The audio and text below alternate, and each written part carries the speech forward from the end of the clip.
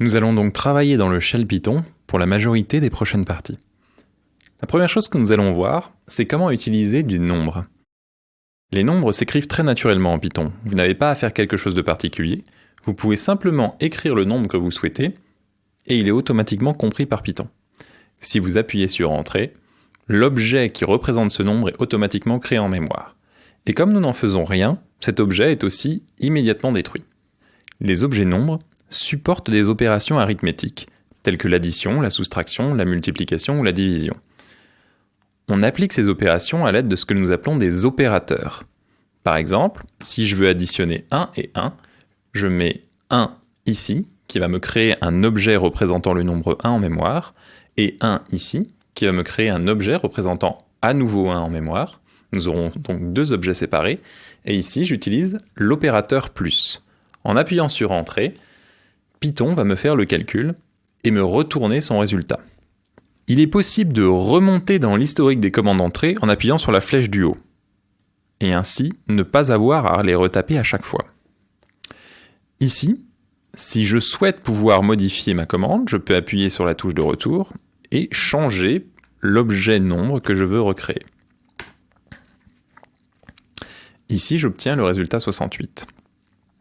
La plupart des opérations courantes sont disponibles. Vous avez donc l'addition, mais également la soustraction.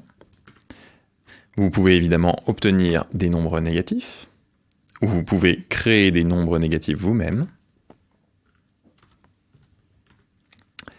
Et vous pouvez multiplier ou diviser. Notez que la division vous propose un résultat avec un affichage différent. C'est parce que le type n'est pas le même. Nous verrons ce que signifie le type d'un objet dans la partie suivante. Pour le moment, sachez juste que ceci et ceci ne représentent pas exactement le même objet en mémoire. Ici, il s'agit d'un nombre à virgule. Quand on divise en Python, il est important de comprendre que, comme dans nombreux langages de programmation, la division se fait de manière naturelle en utilisant un opérateur slash, mais il peut se faire de manière entière en utilisant un opérateur double slash, qui lui tronquera la virgule. Vous pouvez également utiliser l'opération puissance en utilisant la double étoile.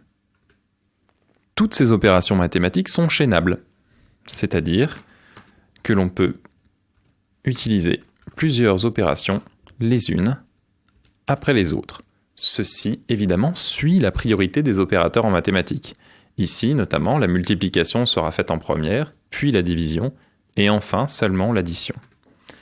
Si vous souhaitez contrôler quelle partie doit être faite en premier, vous pouvez utiliser des parenthèses pour forcer la priorité des opérateurs.